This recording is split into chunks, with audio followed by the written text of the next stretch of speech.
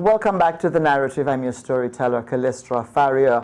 As the death toll climbs in Jamaica and families try to put their lives back together, as the government and relief workers attempt to get into areas that are locked in by debris and damage from Hurricane Melissa, that monster of a storm which swept across Jamaica.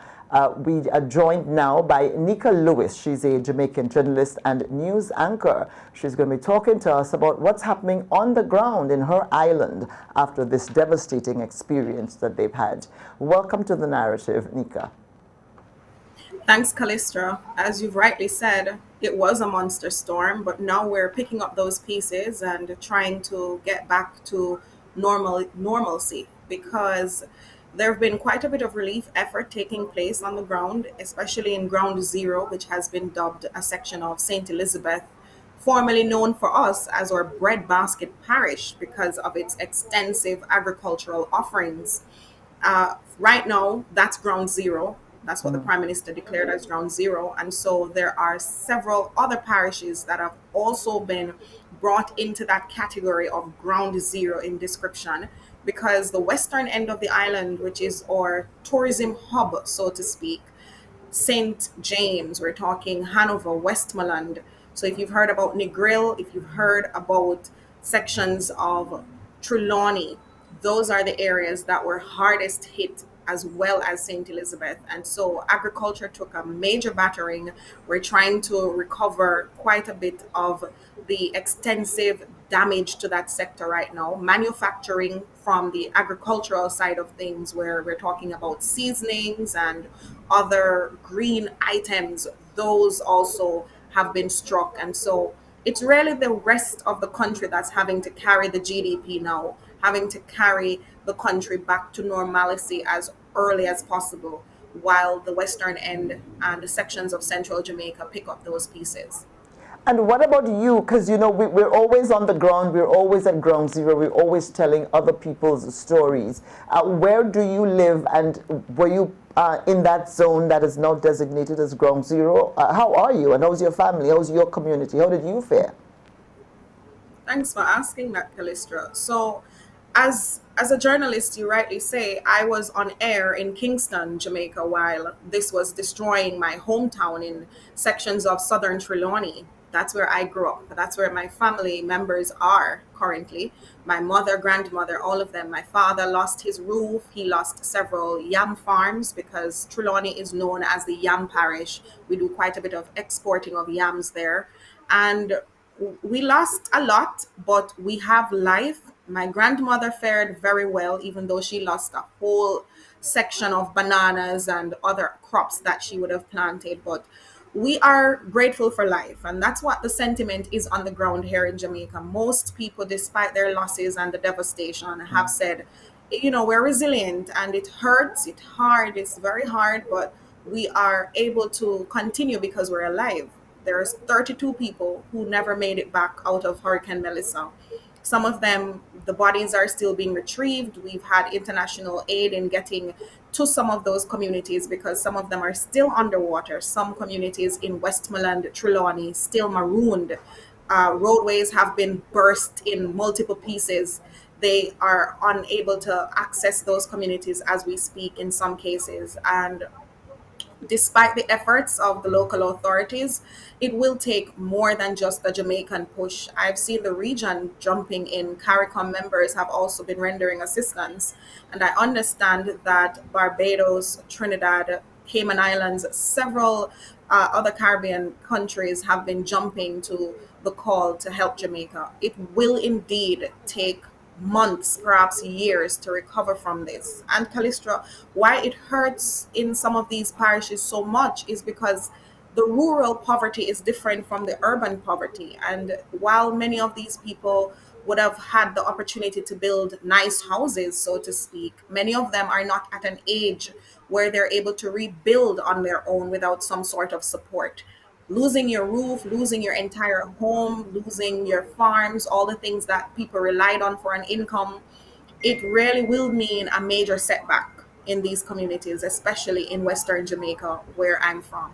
So I'm just grateful that my family members, they're not severely hurt in any way. We're having to galvanize strength and support for each other now to start over, but we're alive, and so we're grateful for that.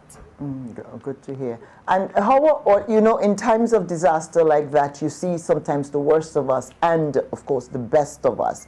And you talk, a lot of help is coming in from the outside to help Jamaicans. I know even here in Grenada, people are mobilizing to assist your country as well. We've been through this, we've lived this, we've seen our nation on the ground and thinking there was no hope. There always is hope. But how are ordinary Jamaicans helping each other? How are the people dealing with this on the ground in Jamaica? It's a beautiful scene of support here in Jamaica from the locals. In fact, right after the devastation, there were many Jamaicans who were heading out of sections of Kingston, St. Thomas, St. Catherine into the disaster zone to ensure that they could offer whatever local support and relief, even counseling and medical care that was necessary in those areas. And these were people who didn't even have family members out there, but they decided they are going to go and volunteer their service, their support, their resources. People were just calling into the news houses asking, do you know anybody who we can get these items to? We're going to send 5 barrels. We want to know what else they need. Do you need clothing? Do you need food? What is the most essential thing that people need on the ground? So Jamaicans within the Jamaican landscape, as well as within the diaspora, have been chipping in tremendous ways. And in terms of even us as a media entity, we at CVM have been doing quite a bit to ensure that we have the stories of the people in these devastated areas told. So we've been doing live interactions on ground zero or in ground zero, and we've been visiting those areas to tell the stories of the people who are now cut off communication wise. Of course, the government is trying to use Starlink and other measures to get them access to communicate to their loved ones abroad and even in the rest of the country. But we know sometimes that that can be a little tricky, still technical difficulties. I, for example, can't reach my parents after speaking to them once or twice. So I know that communications is a big challenge, but people on the ground have been helping each other. In a case where you can't reach your parents, but the show must go on, you have to report, you have to do your job as a journalist. How is that impacting you as a person, Neika, and how is it informing just how you go about being a journalist and telling those stories when there's still uncertainty? I mean, you've heard from them after the hurricane, but no, you can't reach out to them and the disaster is still, in motion. Callistra, you're asking some really genuine questions that are hitting the right spaces because on on many occasions I go to air with a heaviness in my heart, but when I smile on screen, the Jamaican public, those watching all around the world, they believe that I am perfectly fine and my family members are okay, and they believe that it is all well because I've been trained, as you know, we would have been trained to put ourselves almost secondary to the process and the profession. And so I've been able to mask it. It hurts, especially when I didn't hear from them several days after the disaster. And I was really worrying because I saw what it did to sections of other parishes that didn't even get it as badly as my parish. And so I was hurting on the inside, bleeding on the inside, but I really couldn't show it. And so I was hoping at one point as a parent, because I have a 9-year-old who I had to explain to when he asked, "Have you heard from grandma?" And I couldn't say yes, I couldn't say no, because I'm thinking his grandmother helped to raise him. And he's very attached to his grandparents, and we're not able to say if they're dead or alive. And it's just a sad reality. So I had to be balancing parenting, professional life with all of what was happening in the background, all while trying to put on a brave face, as Jamaicans would say, to ensure that I don't plunge the nation into chaos, my child into chaos and ruin, and to also hold on to some semblance of hope for myself. The children, sometimes we forget that those little ones are there soaking up what's happening in a disaster. How is Jamaica, the government, the authorities, the outside aid relief, how are they responding to the particular needs of children in this disaster? Are you aware?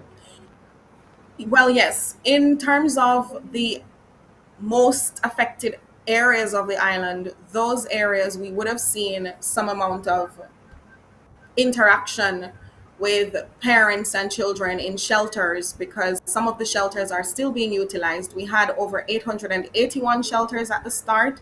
However, as you'd imagine, by the days progress, those shelters have been vacated and only about 200 and something of them remain occupied.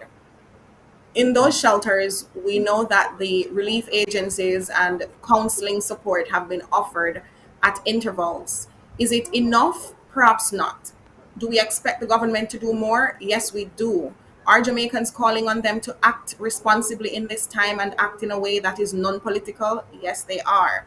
And so, beyond what is happening in the disaster zone, what the nation had decided through its government is that the education sector should try and restore some normalcy to the general operation of how children would be connected to each other in this time. So they've started schools. Schools have resumed in other sections of the country that have not been as badly battered. So, Kingston, for example, during the week of the disaster, there was a running conversation from many of the universities here as to whether they should resume face to face classes. And a few of them have. I know UWI Mona definitely has started face to face classes. I'm doing up there.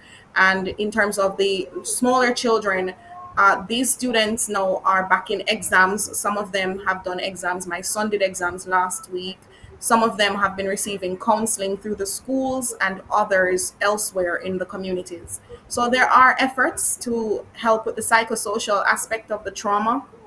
But I believe, as one teacher pointed out in a PTA meeting, it's really more so about the adults getting that frame of mind where they can be there for the children, because many of the adults in urban Jamaica are from those rural affected parishes. And so I'd imagine, just for me, how it's been difficult, it might have been even harder for those who've lost loved ones in those western parishes or central parishes.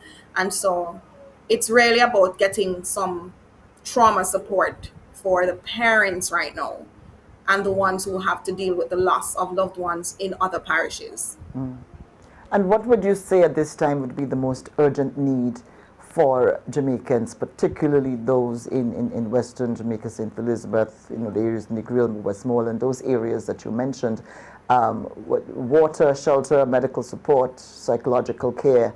What are the most urgent needs? Well, perhaps we should start with food, because without food, there is no sustaining the individual body to have that psychosocial support make sense. So definitely food, they can't have too much food, but they also are asking now, as they get some amount of relief and supplies, they're asking if they can have support to rebuild.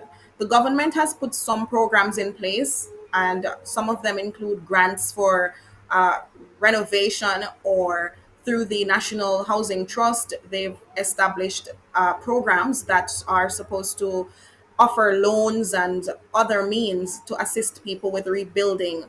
Um, Not many Jamaicans are able to tap into some of these right now because, as we've mentioned, communication is a deficiency in those areas. But I'm seeing agencies entering the spaces more and more as the water evaporates, because some communities, as I've mentioned before, are still underwater, so it's difficult accessing. When we went to Brighton in St. Elizabeth, a team went down to Brighton last week, and when we went into the communities, our reporters had to be in water boots, and even with the water boots, there was enough stagnant water for you to be scared to access some of these places. People had to be carrying them on their backs to get in and out of the communities because they're still marooned. So the worst affected areas might have a little more waiting to do in terms of how much help they can get at this time, but the help that they most need: drinking water, food, and resources to start rebuilding. Some And have lost everything.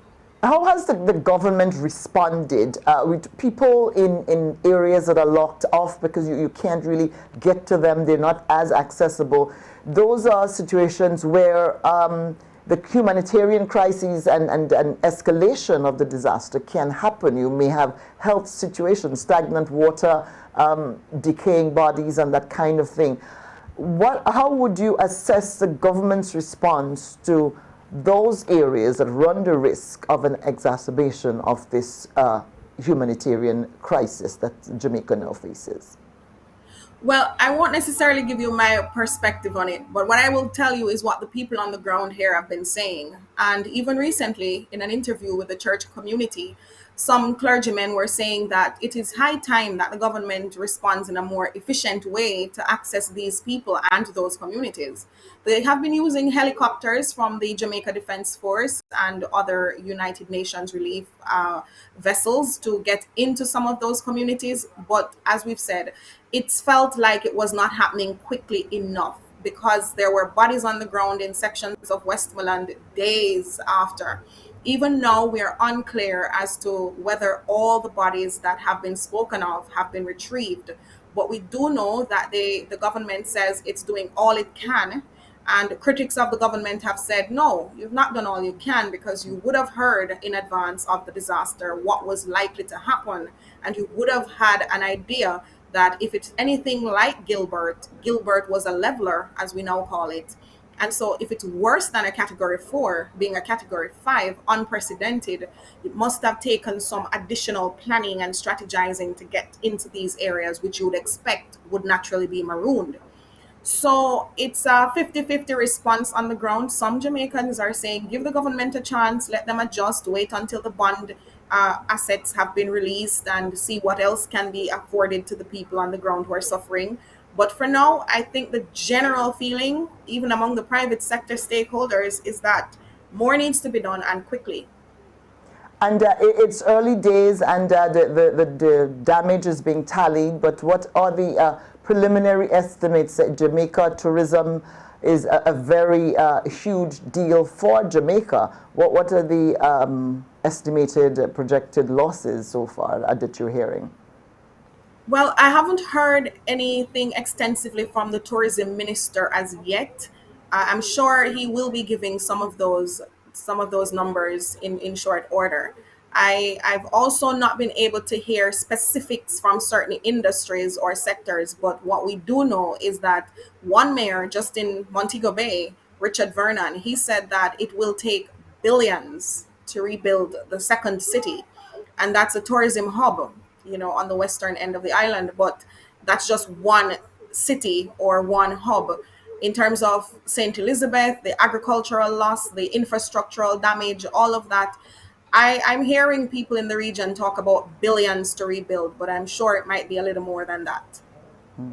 All right, Melissa, Nika, that may not be the most difficult story you may have covered, but at this time, this moment in time, what gives you hope as a Jamaican? Our resilience and the fact that our people have been through so much and we've always overcome.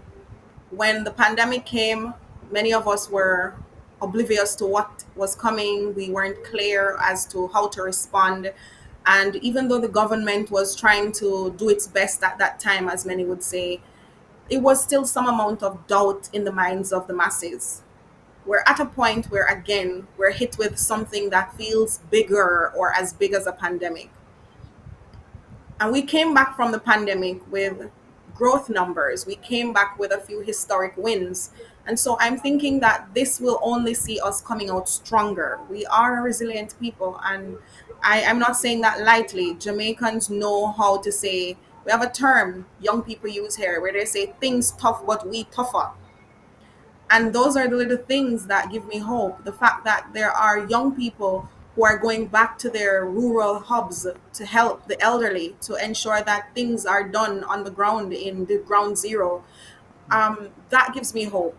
The fact that a birth happened in my parish while the disaster was wreaking havoc, that gives me hope. That amidst the loss, there is still life. And where there is life, we've always said there is hope.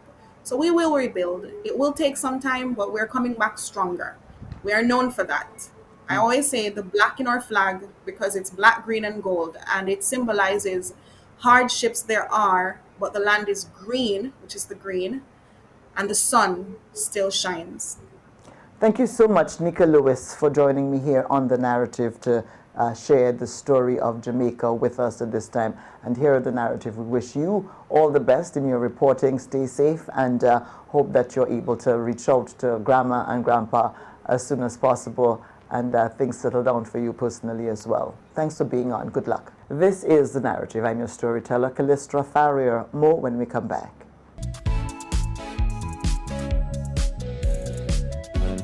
Show that the